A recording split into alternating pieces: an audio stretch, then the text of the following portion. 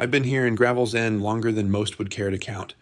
Folks say the place isn't much anymore, just a handful of buildings leaning into the wind, waiting for the earth to swallow them whole. They're not wrong. The mines dried up, the cattlemen pushed farther west, and the church bell hasn't rung since the preacher packed up 3 winters back. It's quiet now, the kind of quiet that sits in your bones and makes you forget the sound of laughter. But I stayed. I stayed because leaving felt like running, and I've done enough running in my time. My name's Caleb Ror, blacksmith, though these days I hammer steel more to keep my hands from going idle than because anyone needs the work. A man can lose himself if he sits too long in silence, so I keep the forge lit. Sparks and steel don't talk back, but they give me something to hold on to. That anvil ringing under my hammer, it's as close to a heartbeat as I hear most days. 5 years back, I wasn't alone. I had Hannah, my wife. She was the kind of woman who could make a bare house feel like it had roots.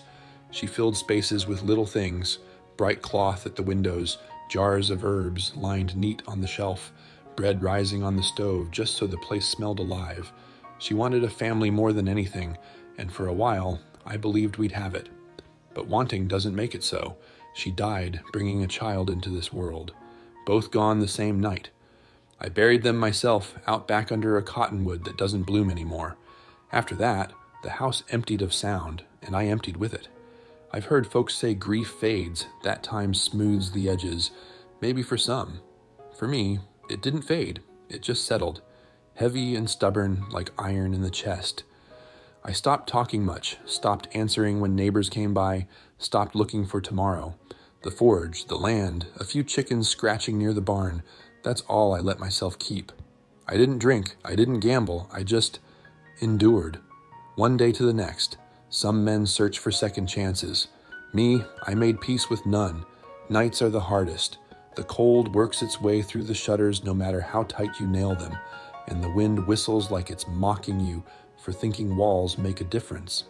I lie there sometimes, staring at the ceiling, listening to the emptiness creak. My hands are rough from years of hammer and fire, but they're empty just the same. I've wondered what my boy would have looked like, if he'd have had Hannah's laugh or her way of softening a room. Some nights I imagine it so clearly it hurts worse than the silence. That's the truth I carry, and I don't dress it up. Still, I stayed. Gravel's End may be nothing to most, but it's all I know. I reckon a man's roots don't always grow where he planned, but once they're down, tearing them up feels like dying twice. The forge is my companion, the land my duty. I rise before sun, split wood, feed the fire, swing, steal.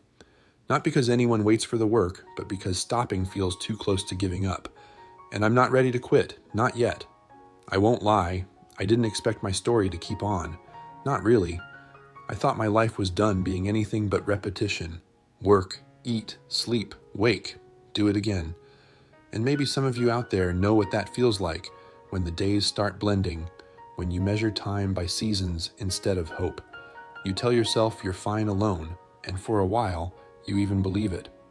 But deep down, there's an ache that never leaves. That was me. That's who I was when the knock came on my door. Funny how a life can turn on something so small. Just the sound of knuckles against wood, carried by the wind. At first I thought it was nothing more than a trick of the storm, but it came again, firmer, not louder, just sure. That knock was the start of something I never saw coming, something that would change this old house and me along with it. I'll tell you about her soon, the woman who stood on my porch with snow in her hair and desperation in her eyes.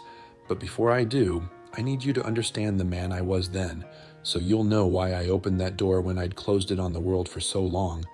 You'll know why letting her in wasn't just about shelter. It was about something in me waking up again. If you've listened this far, I figure something in my story touched you. Maybe you've lost. Maybe you've shut your own doors and wondered if you'd ever open them again. If that's true, then I ask you to stay with me a little longer. Like this video, leave a comment if you've ever felt that kind of silence pressing on you, and don't forget to subscribe so you can walk with me through the rest of it. My story isn't polished and it isn't pretty, but it's true. And sometimes, truth is what keeps a man alive. The night it happened, I was at the forge behind the house, hammering steel that no one asked me to make. The fire was hot, the air bitter, and the anvil sang each time I struck it. That sound kept me steady. I wasn't shaping anything useful, just a horseshoe, but the act of doing it gave my hands a purpose when my head had none. The wind outside whistled through the shutters, bending in the fences I hadn't bothered to mend, and I thought to myself it was going to be another long winter of the same. Then I heard it. A knock. Faint, like it wasn't meant to be heard. I froze, hammer in hand, listening harder. The wind can trick a man's ears if he's not careful. I told myself that's all it was, just the storm toying with me.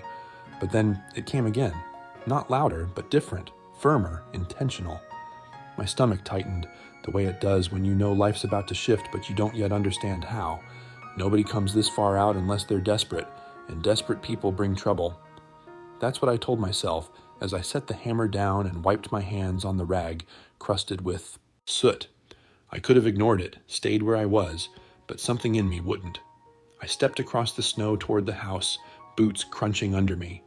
The porch light flickered as I opened the door, and there she was, a woman, standing there like she hadn't fully decided whether to stay or run. Young, maybe early 20s, pale from cold and fear, with a face that looked like it hadn't seen rest in weeks. Her shawl was damp, clinging to her shoulders, and the hem of her dress was torn and caked with mud. Her boots were too big, cracked down the sides, as if they'd belonged to someone else before her. She kept one hand clutched under her belly, the other gripping the doorframe for balance. Her eyes, blue, bloodshot, heavy, lifted to mine for only a second before she dropped them back to the floorboards between us. She didn't have to speak for me to see she was close to falling. She wasn't mad. She wasn't drunk. She was worn to the bone, and still she stood upright. I didn't say anything. I just watched her, waiting, the air between us sharp with silence. Finally, her voice cracked out, thin as glass, but steady enough to be heard. "I'll give birth to your child. Just let me in." I swear the words didn't make sense at first. They hit me strange, like I'd misheard. My chest went tight. I thought maybe she'd lost her mind, saying something like that to a stranger in the middle of nowhere. But then I looked closer, at the way she held herself, at the tremor in her shoulders, at the way her lips trembled not just from cold, but from fear. That wasn't madness, that was desperation. She didn't look at me when she said it, didn't plead with her eyes, didn't try to soften the blow of those words. She just stared past me into the warmth of the house, as if the fire inside was all that mattered. I can't rightly explain why, but in that moment, I saw the truth of her. That line wasn't a bargain, and it wasn't a trick. It was a plea. It was a woman who'd been pushed so far she thought she had to offer herself up just to be allowed to survive another night. And God help me, it stuck deep. My first instinct was to ask her what she meant, to demand an explanation, but I held my tongue. I knew the look of someone on the edge, someone who wouldn't answer questions right if you pushed too hard. I'd seen it once before, long ago, when a wounded soldier crawled into camp with more blood on him than skin. He hadn't asked for help, he just looked at us and waited to see if someone would make room. That's what she was doing now. Waiting. I stepped aside. No words, no promises, just enough space for her to choose. She hesitated, like she didn't believe it was real. Then she crossed the threshold. The wind hit my back as I pulled the door shut, and just like that, the storm was outside and she was inside. The house was still bare, just a wooden table, one chair, a cot, shelves lined with tins of salt and flour. Clean, orderly, but not lived in. She walked straight to the stove, held her hands toward it, fingers red and swollen, nails chipped to nothing. I watched her. She didn't ask if she could sit, didn't try to explain. She just leaned toward the heat like a plant toward sun. And me, I stood there, feeling something shift I hadn't felt in years. My home hadn't seen a stranger's presence since Hannah died. And here she was, carrying more than just her own body, carrying a child, carrying fear, carrying a fight that I recognized in her eyes, even as she tried to hide it. I didn't understand why she'd come to me, out of all the men in all the places she could have turned. Maybe it wasn't about me. Maybe it was just that my door was the last one left standing. But as I watched her trembling near the stove, I realized this wasn't just another night. This wasn't just another storm. There was someone else here now, Someone who had knocked soft, careful, like she didn't believe she had the right. And I thought about that all night long, even after she lay down on the cot and pulled her shawl over her face like it might keep the world away. That knock, that voice, that plea, it stayed with me. The first night she stayed, I kept waiting for her to vanish. That's the truth of it. I sat there at the table, lamp burning low, watching the snow stack against the window, listening to her breaths rise and fall from the cot. She'd eaten a piece of bread and drank water like it was the first time she'd swallowed anything decent in days. She hadn't said much after telling me her name, Ruth Baylor. I gave her mine, Caleb Ror, but it didn't sound like much in the air, just a tired name in a tired house. She nodded like she was storing it away, and then she winced as the child inside her shifted. The way her hand went to her belly, protective, like she was guarding a secret, told me more than any words would have. I asked her plain, "You out here alone?" Her eyes stayed low, fixed on the floor. "Yeah." "Father of the child?" The silence stretched. Then her voice came, flat, as if carved out of stone. "He's not looking for a family." That was all she gave me, and I didn't press.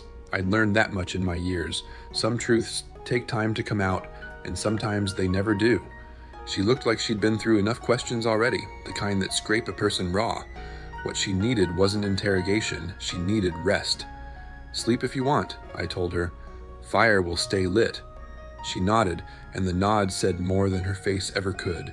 She pulled that damp shawl over her eyes like she thought it could block out, not just the lamplight, but the whole damn world. Boots still on, dress torn at the hem, she curled sideways on the cot and didn't move again. I could have gone upstairs, laid in my own bed, but I didn't. I sat right there at the table, lamp burning, watching the shadows play against the wall. It had been 5 years since anyone else slept under this roof. 5 years of silence so deep it pressed in on me. But that night, even with just the sound of her breathing, uneven, broken at times, it was different. I didn't know what to call it, but the house didn't feel as hollow. Around midnight, my head dipped, and I dozed in the chair. A sound woke me, a whimper. Not loud, not the kind meant for another's ears. It was the kind of sound people make only when they believe no one is listening. My chest tightened. I stoked the fire quiet as I could, pulled a blanket from the chest, and walked it over to her. She was curled tight, her shawl slipped half off, her hands clenched over her belly. I laid the blanket across her shoulders. She stirred, but she didn't wake. I stood there a moment longer, staring down at her, thinking how a stranger's pain could cut so sharp into a man who thought his heart had turned to ash. I sat back at the table, staring at the snow piling high outside, wondering what I'd let into my life. I didn't know her story, didn't know if she meant to stay, didn't know if danger followed her. All I knew was the knock, the plea, the look in her eyes that told me she wasn't asking for protection or food or mercy.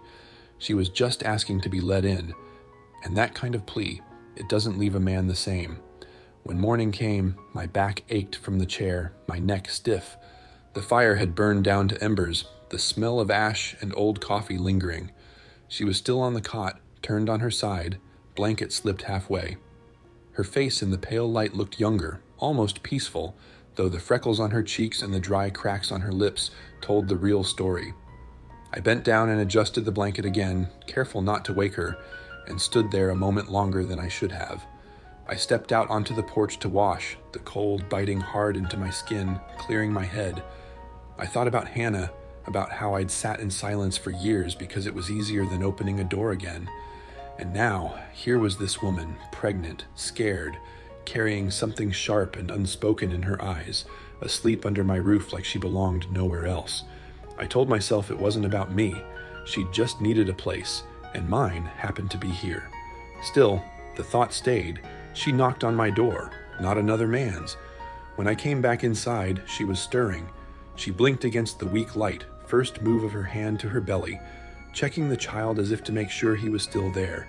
Then she looked at me, uncertain, like she wasn't sure where the line was drawn. "Morning," I said, keeping my voice even. She nodded. "Morning. You hungry?" She hesitated before nodding again. I set a plate in front of her, bread, salted pork, a boiled egg. She ate slow, cautious, but this time she met my eyes. blue, wary, but not as hollow as the night before. "You can stay for a while," I said. "Long as you need. I've got space." Her fork paused mid-air. "I don't want charity."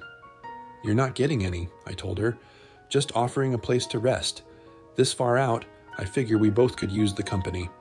She looked hard at me, like she was searching for the catch. When she didn't find one, her shoulders eased just a little. She finished her food, then pushed herself to stand, balancing with one hand on the table. "I can help," she said. "I'm not useless." "I didn't say you were." She studied me another long second, then gave the faintest nod. "Laundry. You got any?" "Tub's in the lean-to," I said. She pulled the shawl tighter and stepped outside, moving with that slow, careful gait that comes when a woman's 7 months along. The boots were too big, the dress too thin. I made a note to fix that. Watching her, I realized something had shifted. This wasn't just another winter morning in Gravel's End. There was someone else here now. Someone carrying more than a child. Someone carrying the fight to keep living. And for the first time in years, I didn't feel entirely alone. It didn't take long for her to start moving through the house like she had a right to. Not in a bold way, not like she owned it, but in the quiet manner of someone who knows survival means keeping busy. By the second day, she was up before me, sleeves rolled, standing at the stove with her hair pulled back in a rough knot, stirring a pot of porridge like she'd been there 100 mornings before. I watched her from the doorway a moment, not saying anything, just listening to the scrape of the spoon against the tin, the way the smell filled the air. I hadn't realized how long it had been since another set of hands had tended that stove. Hannah used to hum when she cooked. Ruth didn't hum. She moved silent, sharp, as if every task was a battle she meant to win. "You don't have to do that," I said, stepping in, rubbing the cold out of my hands. She didn't look back. "I want to." I let it be. Some things you don't argue. She set 2 bowls on the table, one in front of the other, and sat across from me. We ate in silence, though it wasn't the kind that weighed on the air anymore. It was different. Not light, not yet, but not heavy either. Just steady, like we'd agreed without saying so that company didn't need to be filled with noise. By midday, she'd found the wash tub and hauled the laundry outside, scrubbing at shirts that hadn't seen soap in weeks. Her hands were red from the cold water, sleeves damp halfway up her arms. I told her plain, "You should rest." I said I'm fine. Her voice had that hard edge of someone who'd been told too many times to sit down and be quiet. I didn't press her. I just nodded, went back to the forge, but I watched from the corner of my eye. She pushed through until her shoulders sagged, then finally sat by the stove, breathing hard. I didn't say, "I told you so." I poured her a tin cup of water instead, set it by her hand. She drank without looking up, and I think that was her way of thanking me. It wasn't long before I started making notes in my head of the things she needed. Those boots she came in with, too big, cracked. I went through the scraps of leather I had in the shop, measured out a new sole, cut it down to something closer to her size. Took me a couple evenings to stitch them proper, and I left them by the door one morning without a word. When she found them, she just slipped them on, tested the fit, and didn't smile. Not really, but something softened in her shoulders. That was enough. Her dress was thin, torn in places where thread had given way. I patched it while she was outside, needle clumsy in my hand. Hannah used to do all the sewing, but I remembered enough to get it done. When Ruth came in and saw it folded by the cot, she touched the seams with her fingers, then looked at me like she wanted to speak but didn't. She just nodded. Sometimes that's all you need. The days started to take a shape. She fed the hens, kept the fire, washed dishes, while I worked the forge or mended tools. Come evening, she'd sit near the stove, hands folded over her belly, rubbing her back in slow circles, eyes half closed from weariness. I'd watch her from the table, not staring, just noticing how she moved slower now, how her breath sometimes caught when the child shifted inside her. I didn't ask if she was afraid. I figured she was, and she didn't need me making her say it out loud. Once, late in the afternoon, she asked me, "Why'd you let me in?" The hammer in my hand stilled. I thought about lying, about saying it was because she looked pitiful, or because I thought she might die on the porch. But that wasn't the truth. I set the hammer down, wiped my hands, and said, "Because you asked, and you didn't beg." Her eyes flickered, and for the first time since she'd come, she didn't look guarded. Most men would have shut the door. "I ain't most men," I said. She held my gaze a long while, then nodded slow, like she believed me. That night, she pulled her boots off before lying on the cot. I noticed. It was a small thing, but it meant she wasn't planning to run in her sleep. She lay with her hand over her belly, and I thought about the child, about how this house had once been set to hold a baby and then gone silent instead. I'd kept that cradle half finished out in the barn for years, wood cut smooth, frame sturdy, but no bottom, no purpose. I'd told myself I left it unfinished because it hurt too much. Truth was, I left it unfinished because I couldn't admit there might still be use for it. Now I wondered. When I lay down in my bed upstairs that night, I stared at the ceiling, listening to the fire crackle below, and thought about how strange it felt to not be entirely alone. The silence was different with her here, not as hollow, not as sharp, and I knew this much already. Whatever her story was, whatever she carried, she wasn't a burden. She was a presence. And sometimes that's the only thing that matters. It was one of those gray afternoons when the cold seeped through the walls no matter how hot the stove burned. I was at the table mending the edge of a harness, my hands steady out of habit more than need, when Ruth sat across from me. She'd finished boiling water, sleeves rolled, hair damp at the temples from steam. For a while, neither of us spoke, just the sound of my awl pushing through leather and the hiss of the kettle cooling. Then she asked me, plain, "You live out here alone?" "Yeah." "How long?" 5 years. She leaned back, eyes narrowed like she was trying to measure the weight of that silence. "Why?" I didn't look up at first. I finished pulling the thread tight, set the strap down, then finally said it. "My wife died. Complications from childbirth. Lost them both." The words still felt like hot iron every time I shaped them, even after all these years, but I didn't soften them. No use. The truth doesn't get easier by being wrapped in cotton. I expected her to say she was sorry, to look away the way most do when they hear of another's grief, but she didn't. She just nodded, steady, like she understood something I couldn't name. That meant more than any pity ever could. "That why you didn't ask me questions when I showed up?" she asked. I met her eyes then. "I figure if you want to tell it, you will." She looked down at her hands folded over her belly, thumbs rubbing slow circles against the fabric of her dress. "I was with a man named Clay," she said, after a long pause. Her voice was flat, but I could hear the sharp edge underneath. "He kept me locked up, made promises, said I owed him. When I got pregnant, he started talking about how I was leverage, about what I'd fetch if he sold me once the baby came." The leather strap slipped from my fingers, and I sat still, staring at her, letting the words settle. I didn't move, didn't reach for her, because she wasn't telling me this for comfort. She was telling me because silence had weighed too heavy for too long. "I left while he was sleeping," she went on, "took what I could carry, didn't know if I'd make it." "You did," I said. Her eyes lifted, and for a heartbeat I thought she might smile, but instead she said, "I don't want to run anymore." "You don't have to," I told her. We sat in the quiet then, the kind that felt like something shared instead of something empty.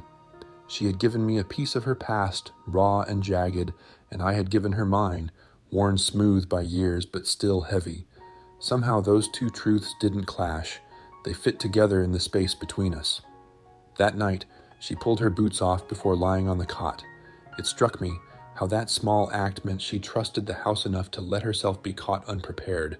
I didn't say anything. I just stoked the fire and trimmed the lamp, letting the glow soften the walls. When I turned to head upstairs, I paused at the bottom step. "I'll be out at the forge in the morning," I said. "There's porridge in the tin. You don't have to do anything." She shifted under the blanket, her voice low but clear. "I want to." I nodded once and climbed the stairs, but I lay awake a long time, staring at the dark ceiling above me, turning her words over and over. "I want to." It had been years since anyone in this house had said they wanted anything at all. I hadn't realized until then how starved I'd been for those words. Downstairs, I could hear her breathing steady, not the restless gasps of the first night. And for the first time in a long time, the silence of the house didn't feel like a weight pressing down on me. It felt like something loosening, just a little. The next morning, when I came in from the forge with the cold clinging to my beard, she was at the stove again, sleeves rolled, hair falling loose against her cheek. She glanced up, and this time she didn't look like she was bracing for judgment. She just looked present. I thought of Hannah then, how she'd once filled this house with warmth, and how I'd sworn I'd never feel anything like that again. And yet here was Ruth, not trying to replace, not trying to heal what couldn't be healed, just being here. And that, somehow, was enough to remind me that maybe life wasn't done with me yet. The weeks passed slow, like winter always does out here, but the days took on a rhythm I hadn't known in years. Ruth moved through the house steady, not as a guest anymore, but as someone who belonged enough to put her hands on things without asking. She fed the hens in the mornings, stirred stew in the afternoons, and sat near the fire in the evenings, with her hand resting on her belly, rubbing small circles as if she was coaxing the child to hold on. I'd watch her sometimes from the corner of my eye, not wanting to stare but unable to stop noticing, the way her shoulders had eased, just a little, since that first night, the way she didn't jump at every creak of the house anymore. One afternoon, she came out to the barn where I was working on a new gate for the chicken yard. The smell of hay and steel hung in the air, and sweat dripped down my back, even though the cold outside was biting. She stood in the doorway, arms folded over her stomach. "I saw the cradle," she said. I didn't pretend not to know what she meant. That cradle had been sitting unfinished in the back of the barn for 5 years, the wood smoothed, but the bottom never built. I set the hammer down and wiped my hands. "Was for the child," I said simply. "Mine and Hannah's." She nodded, her face unreadable, then asked, "You planning to finish it?" "I started again last week." She looked at me a long while before saying, "Why?" I met her eyes. "Because there's going to be a child in this house one way or another, and he ought to have a place to sleep." She didn't answer right away, just came closer, lowering herself carefully onto a crate. Nearby, she sat there watching me work, silent except for the sound of wood against steel, until finally she said, "You're not afraid, are you? Not of me leaving, not of me bringing trouble?" I wiped sweat from my brow, studied the grain of the wood. I already lost everything once. What's left to be afraid of? Her eyes softened, though she looked down at her hands when she spoke. "You don't even know me." "I know enough," I said. "I know you work. I know you don't lie. I know you've been hurt, and you're still here." She swallowed hard, and I caught her glancing at me like she hadn't expected me to see that deep. "And I know you've slept with one eye open every night since you came," I added quietly. Her throat tightened. I could see it. She hadn't meant for that to show. I went to the water barrel, poured her a cup, and handed it to her. Our fingers touched, just for a moment, but it was enough to feel the weight of it. "I'm not asking for anything," I told her. "Not your story, not your promise. Just stay until you want to leave. Or don't." That night the stove burned hotter than usual. She stayed up folding old shirts she'd found in a trunk, and I came in from stacking wood with snow on my shoulders. I poured a small cup of rye from the bottle I keep under the sink and offered it to her. She shook her head, so I drank it myself, slow, staring into the fire. "You grow up around here?" she asked after a while. "Texas," I said. "Joined a cattle outfit at 17. Shot a man by 19. Didn't talk much about it after that. Came here with Hannah when we wanted a quieter life." "You ever think about leaving?" she asked. "Every day," I admitted. "But then the forge gets warm, the chickens make noise, and I don't." She let out a breath, staring at the flames. "I've never had a place I wanted to stay in, not until now." I turned my head at that, studied the line of her face lit by firelight. She wasn't smiling, not really, but her voice carried something I hadn't heard from her before, a wanting. Later that night, after we'd cleaned the dishes and stoked the fire, she didn't go to the cot. She stood in the doorway of my bedroom, her shawl pulled tight, her expression steady. "I'll take the side near the wall," she said. I looked up from the lamp I was trimming. "You snore," I said. Her lips twitched. "Good." She moved slow, easing herself onto the bed like it was unfamiliar ground. Truth is, it was. I hadn't shared that bed with anyone since Hannah, and the weight of it pressed hard on my chest. But Ruth didn't come near me, didn't reach across. She lay on her side, back turned, breathing even. I stretched out beside her, careful not to let my arm brush hers, and stared at the ceiling. The silence was full, but not tense. "Caleb," she whispered after a while. Yeah? You ever think this place might be home again? I drew in a slow breath. More and more lately. Neither of us slept right away, but neither of us felt alone either.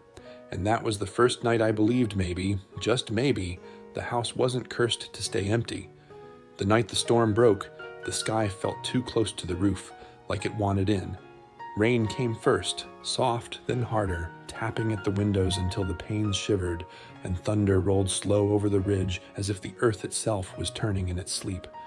Ruth's breath had a new sound to it, tight and measured, her hands folded under her belly as if she could hold the pain still by will alone.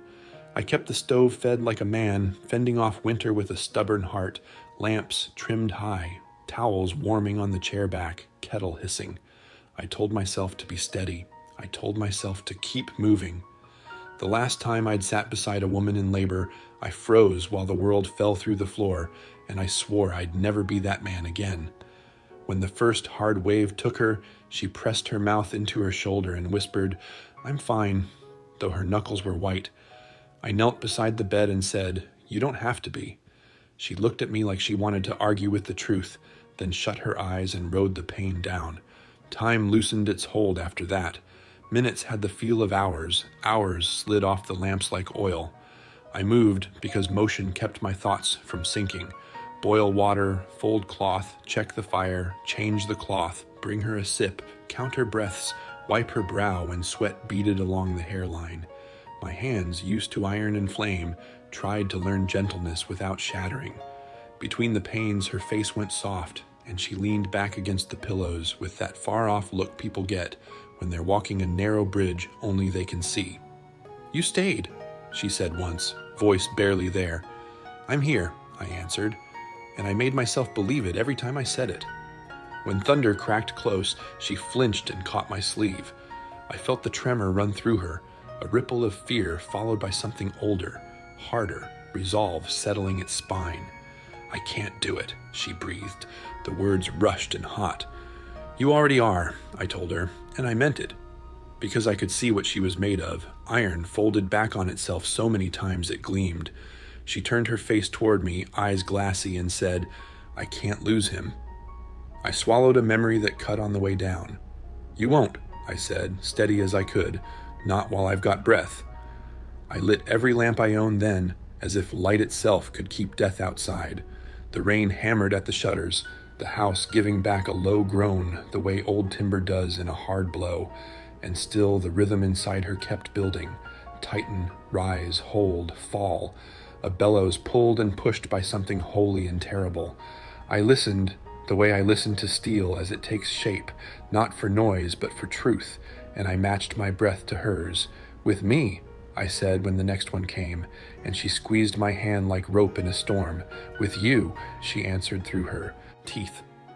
There was a point past midnight when I felt the old fear reach for me again, the same cold hand that took me years ago, whispering that men like me are meant to fail at the living things.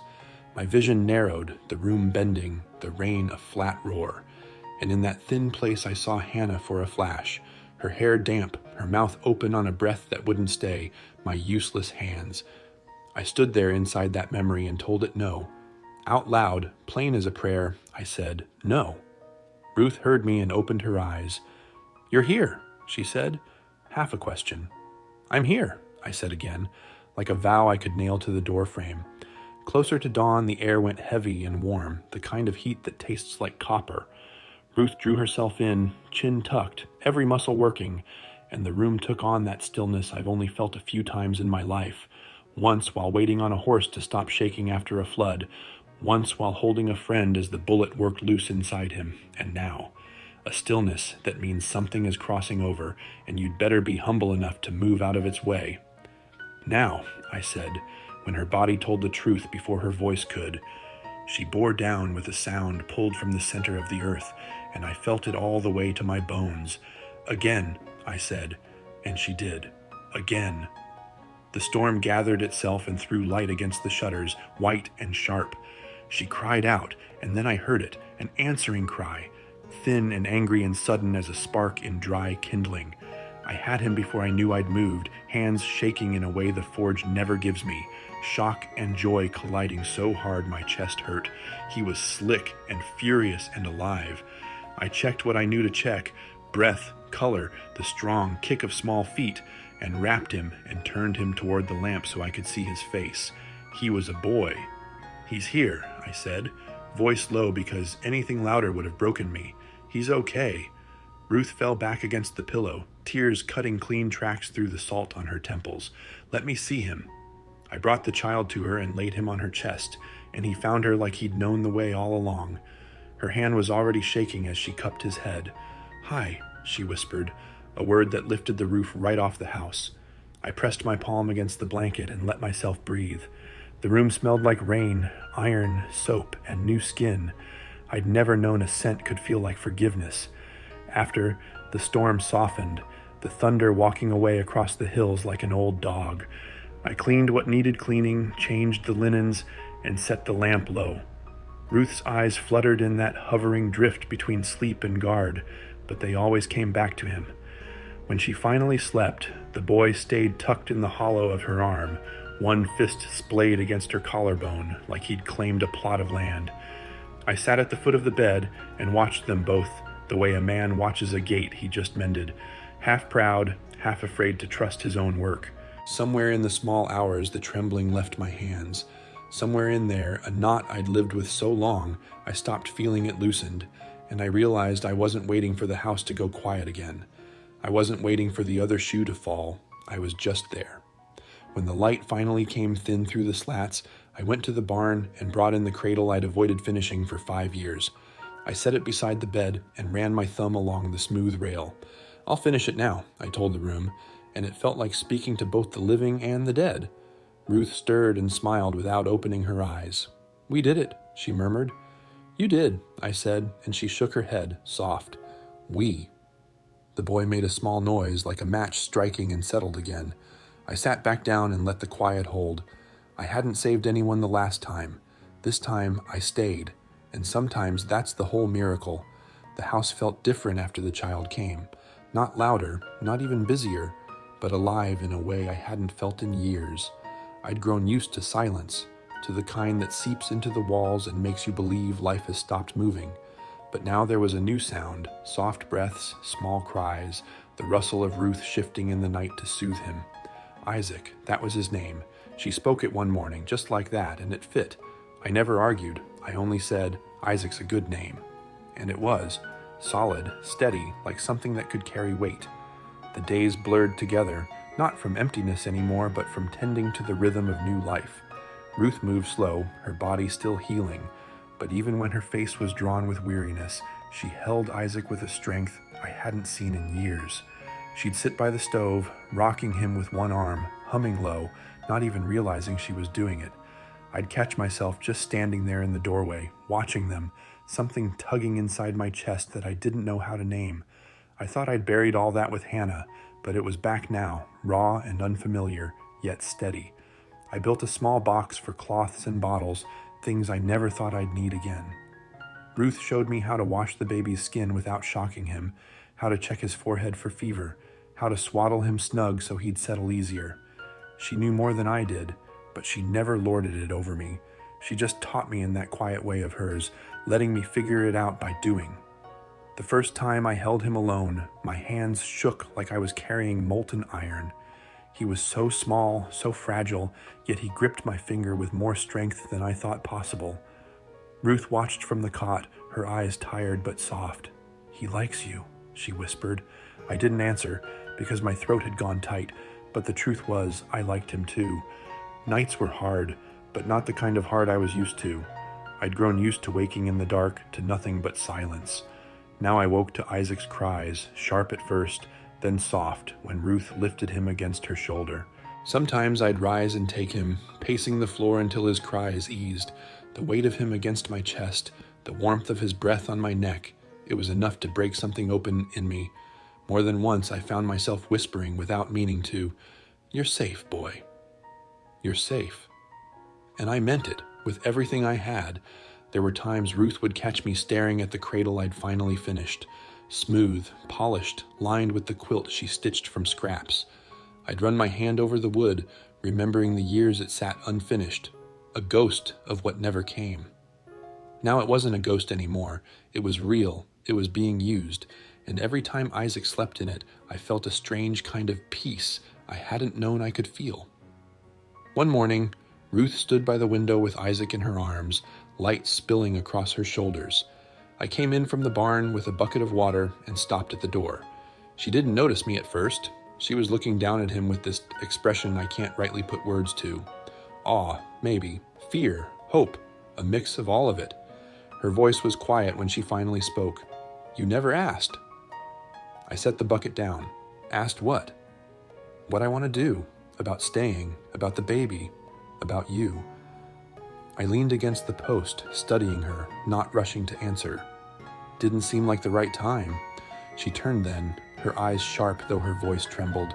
It's the right time now. I thought she was going to tell me she planned to leave, that I'd wake one morning to an empty cot and nothing but the sound of wind again. But she surprised me. I want him to grow up in a place that's quiet, she said, where there's food and peace and no locked doors. You've got that here, I said. I know. I just didn't know if I'd be welcome after. Her words trailed off. You were welcome before, I told her. She stepped closer, shifting Isaac in her arms. And you still don't ask for anything in return. I shook my head.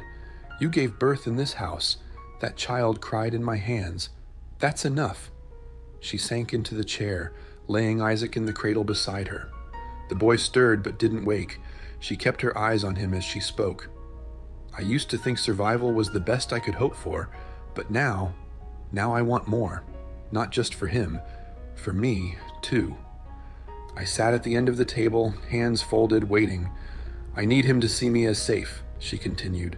Not fear, not history, not just a woman who escaped. I need to be more than that. You already are, I said. Her eyes lifted to mine, tired but searching. I don't know what we are, Caleb. I don't want to force something that doesn't fit. We're not forced, I answered. We're here. She nodded slow, letting the words settle, and for that moment, it was enough. Those days after the birth weren't easy.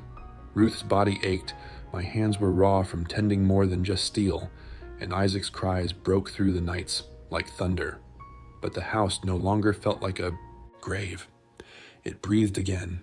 It held more than silence. And when I sat in the rocker by the stove, Isaac curled in my arms, Ruth watching with her shawl wrapped tight around her shoulders, I realized something I hadn't dared believe. I hadn't failed this time. I'd stayed, and staying had made all the difference. I'd been expecting him long before I ever laid eyes on him. You don't hear a woman tell you the things Ruth told me about Clay and believe he'll just disappear into the wind. Men like him don't give up what they think belongs to them, not without a fight. Still, when the snow started to melt and the roads cleared, I found myself hoping maybe the distance had swallowed him. Maybe he'd gotten lost chasing another piece of cruelty. But hope is thin out here. It doesn't hold much weight. The first warning came in town. I hadn't gone in for weeks, not since Ruth gave birth, but we needed flour, cloth, and a few things for the boy. I rode in quiet, head down, and Burris at the general store gave me a look when I asked for supplies. He leaned across the counter and said, "Some fella came through asking questions. Said he was kin to a woman passed through here a while back. Mean-looking type. Scar down his cheek. Called himself Clay." I went still inside, though my face stayed flat. "What'd you tell him?" "Nothing more than I knew," Burris said, "but I don't reckon he believed me." I paid and left without another word, riding home slower than I should have, watching the horizon like it was about to spit trouble. When I got back, Ruth was on the porch rocking Isaac, her face soft until she saw mine. "What is it?" she asked, her voice low. "Someone asked about you," I said. "A man named Clay." She went pale but didn't look away. "Did he say he was coming?" "No," I said, "but he's looking." Her eyes dropped to Isaac, wrapped tight in her shawl. She kissed his head once, then looked back at me. "We'll be ready." I nodded, because that was all there was to say. That night I checked every window latch, cleaned the rifle twice, made sure the dog was restless enough to bark if trouble got close. Ruth didn't tell me to stop. She just sat by the cradle, folding blankets with steady hands, her jaw tight. We both knew it was only a matter of time. It was early one morning when the dog barked sharp, the sound cutting through the cold like a blade. I'd just stepped outside to split kindling, axe in hand, when I saw the figure on horseback coming slow down the road. Thin man, scar on his face, sat his saddle like he thought the world owed him passage. My chest tightened, but my grip on the axe stayed steady. I walked back inside, set it down by the door, and pulled out the rifle. "Expecting anyone?" Ruth asked from the fire, though she already knew the answer. "No." She stood slow, gathering Isaac in her arms. Her face didn't change, but her posture did, tall, steady, like she'd been waiting for this. She carried him into the back room without another word, leaving me in the doorway with the rifle across my chest. The rider stopped near the fence line. The dog growled low from under the porch. He raised his head and called out, "You Ror?" I didn't answer. He shifted in the saddle, eyeing the house. "Heard a woman came through here. Name of Ruth Baylor. Said she was mine. Said she'd come home." I finally spoke, my voice even. "She's not yours." He narrowed his eyes. "She's carrying my child. That makes her mine." "No," I said. "It doesn't." His hand tugged his coat back just enough to show the pistol on his hip. "I came a long way to find her. I'll be leaving with her." I lifted the rifle, leveled it steady. "Number you won't." The silence stretched long, the dog barking once, sharp, then quiet again. He dismounted slow, boots crunching against the frozen ground. He walked a few steps closer, his mouth twisted in a bitter smile. "I know what she told you, but you don't know the whole of it. She stole from me. Left in the night like I was nothing. I kept her fed, kept her warm. Could have sold her a dozen times, but I didn't. That ought to count for something." I kept the barrel trained on his chest. "It does. It tells me everything I need to know." His smile turned sharp. "You think hiding out here makes you something? I heard about what happened to your wife. Heard you froze while she bled out. You gonna freeze again, old man? You gonna watch this girl and that baby die in your arms too?" The words hit like a hot brand, but I didn't flinch. I tightened my grip and said, "You won't get a second warning." For a moment, his eyes flicked around the yard, measuring his chances. The dog growled again. He must have seen what I already knew. There was no help coming for him, no bluff in my voice. He spat in the dirt, disgust curling his lip, then stepped back, climbed onto his horse, and pulled the reins. "She's broken," he called as he turned. "You'll see it soon enough." I didn't lower the rifle. I watched him ride until he disappeared over the ridge. Only then did I set it down, my shoulders heavy with the weight of it. Ruth was standing near the back room when I came in, Isaac in her arms. She hadn't cried, she hadn't shaken, but she looked like someone who'd held her breath through fire. "Is he gone?" she asked. "Yeah, he won't be back." "You sure?" He saw what he needed to. She sank into the chair, rocking the baby close to her chest. Her voice was steady when she said, "I thought I'd have to run again." "You won't," I told her. "Not while I'm here." She looked up at me then, eyes sharp, cutting through everything I carried. "Why didn't you shoot the second he got close?" I sat across from her, leaned forward, elbows on my knees. "Because this place has seen enough death. You don't fight cowards with rage, you fight them by standing still." The fire cracked, the baby stirred, and she nodded slow. That was the end of it. Trouble had come and gone, and we were still here. And for the first time, I believed we always would be. By the time the last of the frost lifted off the fields, I knew the shape of my life had changed for good. The land was greening again, the fence posts were solid where I'd mended them, and the forge rang steady most mornings. But what marked the days wasn't the sound of steel or the creak of the barn anymore. It was the sound of Ruth humming while she worked, the soft cries of Isaac when he wanted his mother, and the quiet weight of knowing that I wasn't alone in this house any longer. We rode into Gravel's End together one afternoon, the wagon creaking beneath us, Ruth sitting beside me with Isaac wrapped snug against her chest. The town hadn't grown any kinder or brighter since winter, but it looked different to me now. Maybe because I wasn't passing through it as a solitary man anymore. Maybe because, for once, I didn't care about the stairs. When Burris asked if the boy had a name, Ruth answered without hesitation, "Isaac Baylor." She said it with a steadiness that left no room for doubt. Folks nodded and went on about their business, and that was enough. No explanation needed. Back at the house, I showed Ruth the deed. My land, my home, my name, already scratched into the paper, and now hers beside it if she chose to sign.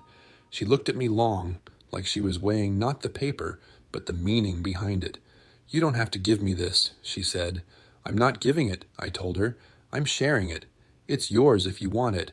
Not just to stay in, to own, to decide." She folded the deed, set it in her lap, and said softly, "I never thought I'd get to choose." "You do now." That was the truth of it. For all the pain behind us, what we had now was choice. She chose to stay, not because she had to, but because she wanted to. And I chose to let my doors stay open, to let life in again after years of keeping it out. That was the lesson I didn't know I'd been waiting for. Staying can be harder than leaving, but it's the only way you ever build something that lasts. Evenings on the porch became the rhythm I loved most. Ruth would stand with Isaac cradled against her shoulder, the boy's small breath rising and falling as steady as the stars above us. I'd sit beside her, sometimes with my hand over hers, sometimes just close enough to feel the warmth between us. We didn't need to speak much. The silence had changed. It wasn't empty anymore. It was full of belonging. One night she asked me, "What are we, Caleb?" I didn't look away. "We're a family." "You sure?" she whispered. "Yeah," I said. "I'm sure." That was all either of us needed. Not promises carved in stone, not vows spoken in front of strangers, just the choice we made, day after day, to stay.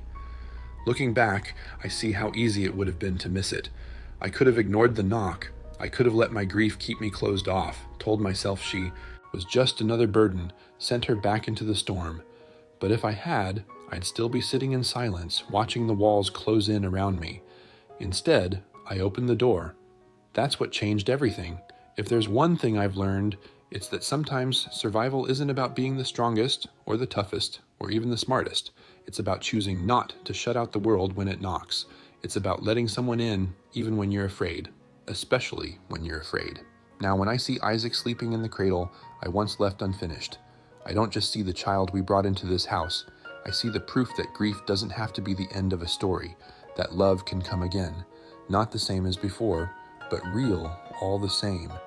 And when I look at Ruth, I see more than the woman who showed up at my door, desperate and worn. I see the woman who stayed, who chose to fight for a life worth living, who turned this house back into a home. So if you've stayed with me through this telling, I'll leave you with this.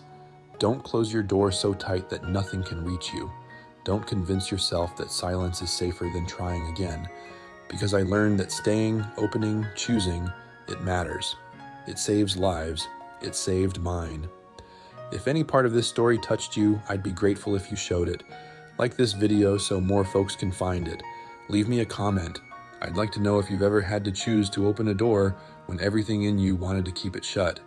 And if you want to hear more stories like mine, subscribe to this channel and stay with me. I've got more to share, and I reckon the telling means more when someone's listening. That's all I have for tonight. The fire's low, the boy's asleep, and Ruth's waiting. I'll leave you with this truth. Home isn't a place you're born to. It's a place you choose, one day, one breath, one knock at a time.